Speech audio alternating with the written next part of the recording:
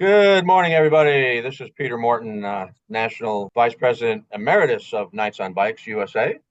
And I'm here with Brother Chris Oldmixon, who earlier this summer planned and put together and held a successful, let's call it a biannual, international, worldwide, USA, and whatever else you want to put in there, rally in Branson, Missouri on June the 5th through the 8th of 2023. So, Chris, tell us a little bit about what went on in Branson and what it took to make that as successful as it was. Well, good morning, Brother Peter. All right.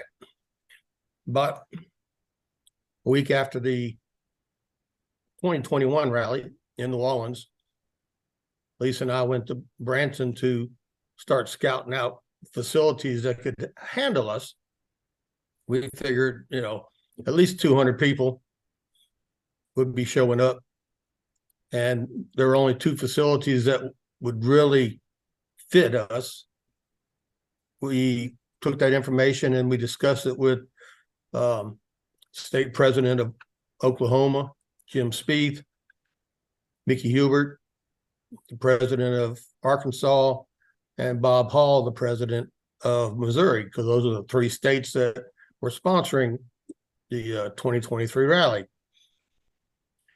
The facility and came up with an action plan and decided on the facility that we would use, which was Branson Westgate Woods last year in June. The one thing that you need to do, Eric Kirby, is get your facility locked in on a price. That's the first thing you need to do, because prices go up. When we originally did it in 2021, the price for a room was $99. By the time the rally came around, that same room had increased by $50 a night. We were also able to get a caterer and get contracts signed with them. They honored, for the most part, almost every bit of that contract, but some things are just beyond their control, like inflation. Price of eggs went, 3 times as much as what it should have been. And so we had to increase the registration fee in, I think, February of 2023 to help cover these costs. Had set up pick trail rides. Steve Steele of Texas, state president, and Mickey Hubert, state president of Arkansas. Those were the two leaders for the two rides that went out. And then we had a polka rosary run par that was done encompassing 5 of the local councils and 5 of their churches. The money raised all went to charity in the polka run. Also, we initiated a silent auction, which everybody knows. You go to KC convention or organizational meeting, they have silent auctions. Every single KC council has a 50-50, and we even put in a bottle pull, wine pull.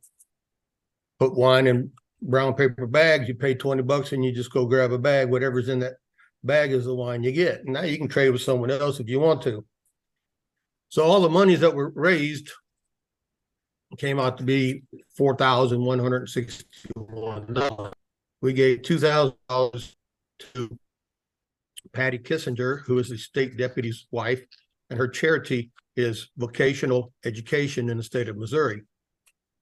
The other $2,161 went to Bishop Edward Rice, and he's using it for the Eucharistic revival that is coming to Indianapolis in 2024 to help people to go there.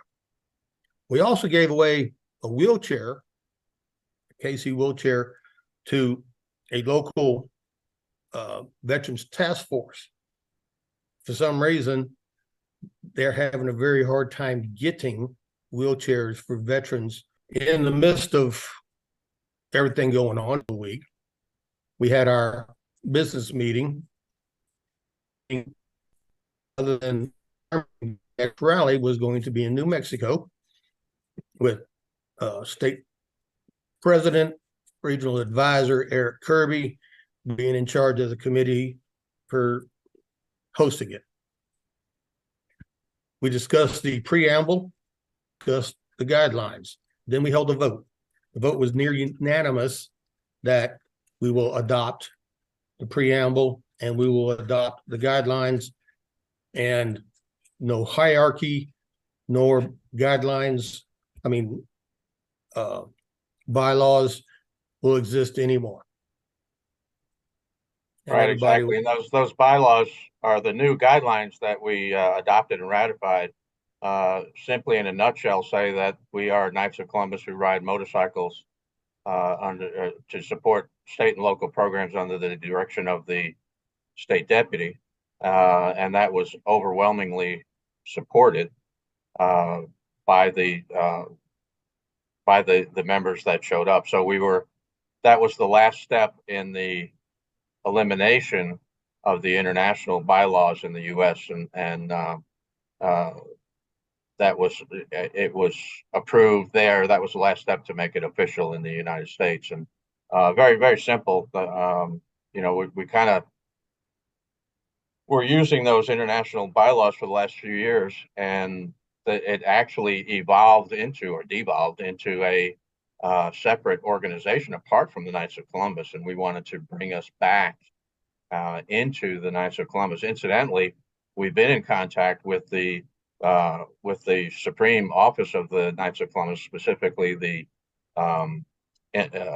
Supreme Advocate's Office, and they had made it clear to at least me and several other people that those bylaws will never be approved by the Knights of Columbus, but the guidelines that we submitted, they're open to talking about and helping us move on in the right direction. So that's a big step right there too, in addition to that. So tell us a little bit, Chris, about what advice would you give to anybody that's would want to create a rally and make it successful?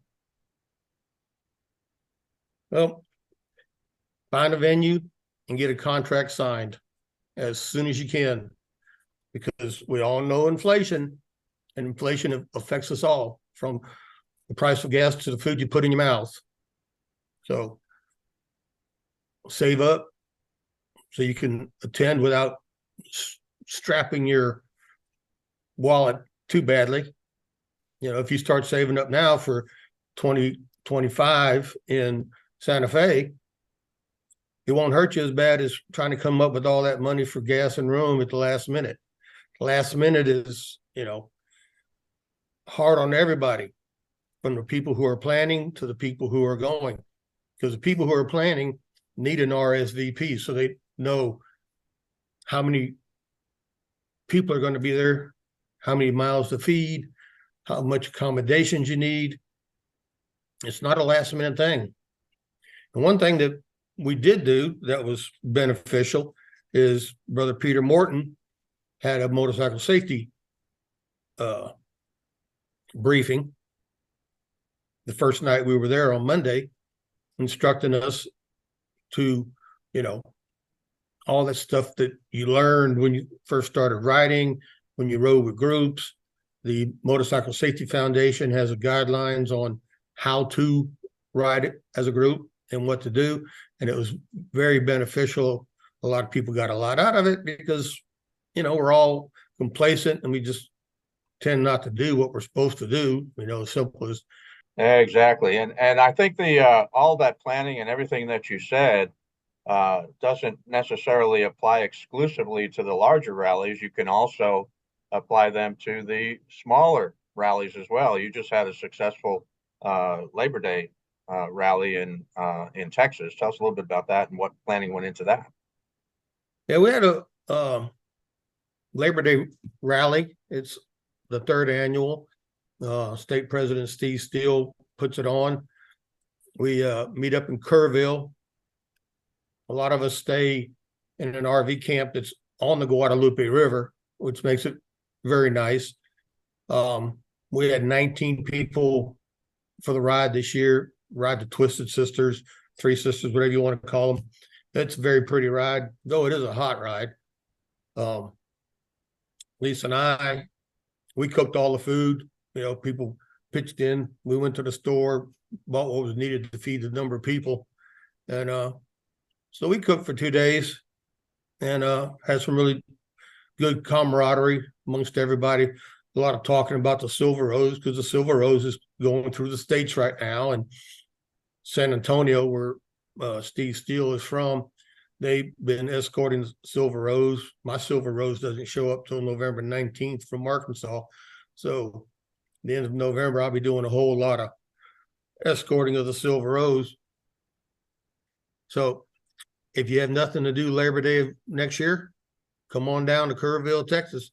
Unless things change, that's where the next Texas rally or Middle USA rally is going to be held. And that's great. And the point is that if you want a successful rally, is one thing about, calling up your buddies and say, hey, let's go for a ride this weekend. But if you're going to do a rally, then the pre-planning as far ahead as possible is probably a good formula for success. And that's exactly what you did, or you and Lisa did, for the rally in Branson. I mean, you were planning that 2 years ahead of time, and it showed. I mean, it was a well-run rally. People had a good time. I had a good time. There was that was the first time I've ridden the pig trail, so that it was just a wonderful rally that was put together the right way, and that's mostly due to the planning ahead of time, and especially with the big kudos to Lisa, which we often forget. She was the behind the scenes person that pretty much ran the show. Oh yeah, and then I give her kudos to that all the time. And we also had a lot of open riding to where you could go out, with your friends and go ride different rides, because there's so many trails around that area. And a lot of people went and did that. There were also shows at the Stampede that people went to. And they have a sight and sound theater there. And Queen Esther was showing, and we went to see it. And in case you've never been to a Sight and Sound, I think there's only 2 in the U.S., but the one in Branson, they have actual live animals on stage. You gave people a lot of choices. I mean, there were things that we did, and there were choices too. So that lends itself to, if you want, a family-friendly atmosphere, which we're trying to move towards with Nights on Bikes on these larger rallies, which is, make it a family affair so everybody gets to come. Oh yeah, without a doubt. That's the way this one was built, and I know that's the way Eric Kirby is building the next one, because I know 2 of the facilities that he's looking at for the rally and the venue at one of them is total family. Everything there is all about family. So yeah, looking forward to it, getting everybody to go. We even had non-Nights on Bikes members come to our rally because they were invited. Everybody who is a KC member and their wives and children are invited to go to a KOMB rally. Yeah. It's not limited to just those of us who ride motorcycles. And even a couple of state deputies showed up. That is true. Well, Brother Chris, thank you for your insights and the rundown on the biannual International Worldwide USA Rally. And I've got the patch to prove I was there. And it was a great experience. And if you have any, my brother Knights and brother Knights on Bikes, if you have any ideas for a future Tuesday Talks, we're trying to do them once a month now, on the 3rd Tuesday. We'll release it on the 3rd Tuesday. If you have any ideas, then give me a call, and here's my contact information right here for any ideas that you may have on future Tuesday Talk segments. So with that, I'd like to close out, and thank you very much, Chris, for your time and your insights as to what went on at the rally. And we'll close out now with Vivat Jesu.